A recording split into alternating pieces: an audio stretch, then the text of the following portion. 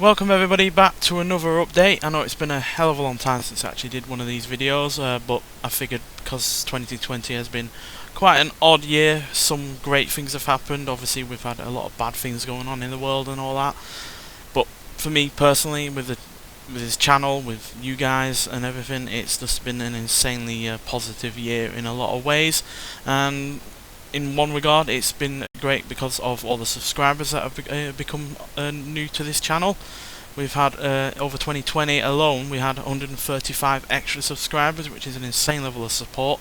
I thank all of you guys who have subscribed over the course of that year, and everyone who has obviously stuck around since before then.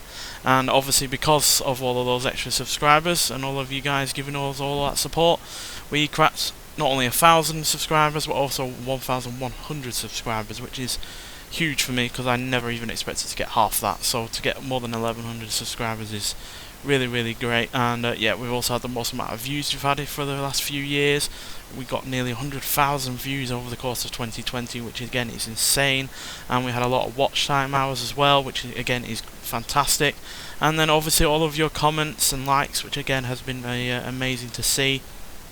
Really enjoyed talking with you guys on numerous videos on numerous subjects with numerous different cars, because obviously we've had so many cars added to the Forza Horizon 4 game since the beginning of 2020 via the festival playlist, and obviously other updates as well. And yeah, we've had so many cars to review that have been great to look at, and it's just been really enjoyable just to talk to you guys about them. So obviously we ended the year with the Koenigsegg Jesko, which is one of the fastest cars ever on the game. Then we also, before that, had the Hoonigan Ford Bronco, which was a fairly good off-roader, especially in terms of Hoonigan cars. We had the Porsche 911 reimagined by Singer, joining two other resto-modded Porsches. Then we had a fictional car from Quadra, from the Cyberpunk 2077 game, which again is great. I really do like fictional cars on these games, and I hope we get some more of them. Then we had our first ever 80s Mercedes-Benz in the form of the AMG Hammer Coupe. Then we had our first ever Triumph British Leyland, or notably part of the British Leyland era, in the form of the Triumph TR7 and the Rover SD1. Again, amazing to have them on.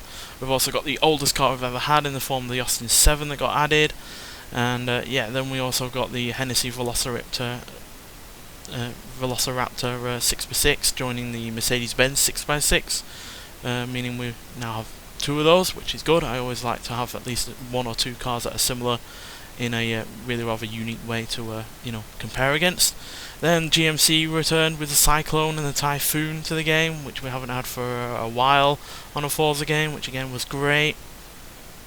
Then we had the likes of the Land Rover Range Rover Velar, the newest, one of the newest additions to the Forza roster as a whole, because obviously we've not had that many from Land Rover or Range Rover in the past. So yeah, to have a brand new car from them was great. Then we had the I-Pace, the first more reasonably priced all-electric car we've had on this game. Obviously we have the Rimac, but yeah, that's the first reasonably priced car that we've had that's an electric car on this game, and the first all-electric car we've had on a Forza game for a long time, which again is great. Then the Bentley Turbo R, which is easily one of my favourite cars that we've ever had on a Forza game, no doubt about that. And yeah, just so many other cars. I'll just quickly go through a few of my other favourites: the Ford GT70, the Zenvo TSR-S, the so many of them I just can't pick so easily. The Peugeot 205 Rally, which is a great little hot hatchback, as well as the Nissan Pulsar GTI-R. Both the cars are around the same year, but from around the same time, but did hot hatchbacks in so many different ways, but both did it really rather well. And yeah, then we also had the Ford Racing Puma from the New Edge period of Ford, which was the first ever car from that period that we've ever had on a Forza game, which is also superb. And then we also had the Ferrari Portofino, which is a pretty damn good, more all-rounder Ferrari.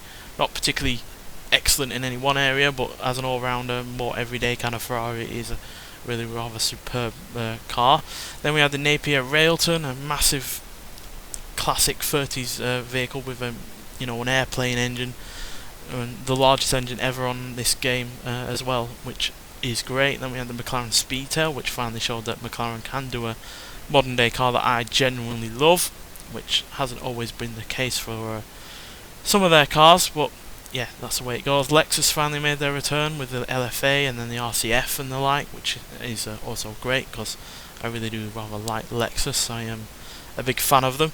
And then we had a brace of Renaults. We had the Renault Clio RS 197, the Renault Clio RS 16 Concept, the Renault Megane RS standard version, and the Alpine A110, and the Renault Megane R26R, which is a great track car. It's a shame that we don't have a track to actually drive that on at any point at the moment, which is a shame, but hopefully in the next Forza Motorsport game we will get the chance to drive that on a track, because yeah, that's really where that car is at home.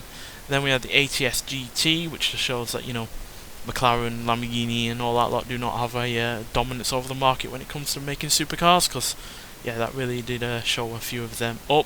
Then the Bugatti Divo, which everyone loved to have in on the game, because you know it's the latest Bugatti and it's also their fastest Bugatti yet, which is yeah, really nice to see. Then we had so many other cars. Then we had the Porsche 356 SL coupe. I can't say the German name that goes with that, but yeah, that's a extremely lightweight version of that car with modest amount of horsepower, but really to show that lightweightedness can add to a vehicle, not just in terms of providing less weight, but also in providing better handling because of that less weight, and also meaning that the horsepower that it has can be used a lot more efficiently. So yeah, I think that's actually it, to be honest. I might have probably named a couple of cars there that we already had from 2019. Yeah, the ATS and the Porsche that I just mentioned, and the Bugatti Divo. But nonetheless, that just shows how great this year has been, that I thought there were even more cars than I actually mentioned. And then yeah, we also had the updates to this game via all the other game modes that have been added, either the missions and the eliminator mode and all that lot, which is great. Pretty sure eliminator mode was added this year. But either way, it's just been a great year for this game and for this channel, and I've extremely enjoyed everything that I've done so far this year, as well as also having our first ever non-Xbox game in terms of videos on this channel with the BeamNG Drive game, which I've also extremely enjoyed doing because I've always loved that game, and to finally get the chance to actually play it with you guys and do different things with that game that I normally wouldn't do in my own time has been also extremely fun. So yeah, I am extremely looking forward to what this year has going for us in terms of this channel, and obviously gaming in general. I know I've pretty much just stuck to Forza Horizon 4 and Forza Motorsport 7 in 2020, but that's purely because there was just so much to do. If there wasn't, I probably would have gone into some other games, but those two games have more than given me enough to think about in terms of doing videos, and also in terms of doing new series and all that lot. So yeah, obviously BeamNG Drive has played a part in our time during 2020, but a lot less of those videos have been around. We only did about 15 or so. Well, as you consider the amount of videos on just Forza Horizon 4, then you can see how much more smaller scale that is. But that's purely because BeamNG Drive is basically something that you have to make your own entertainment from.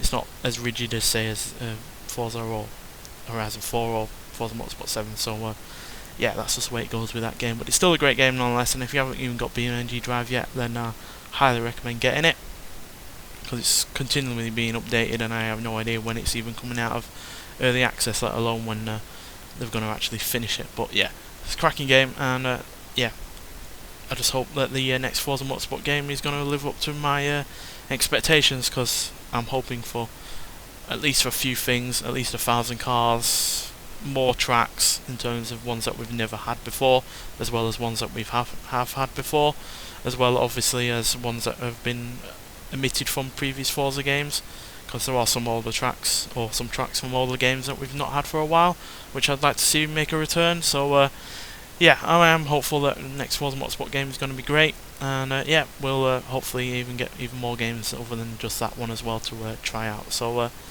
yeah, nonetheless, thanks for watching. I hope you've had a good 2020 despite all of the other things that have been going on. And yeah, I hope 2021 offers even more opportunities for you guys, offers even more good times as well. And yeah, we'll hopefully make it through and yeah, have a lot of good times along the way. Nonetheless, thanks for watching, and I'll see you in the next one. Bye.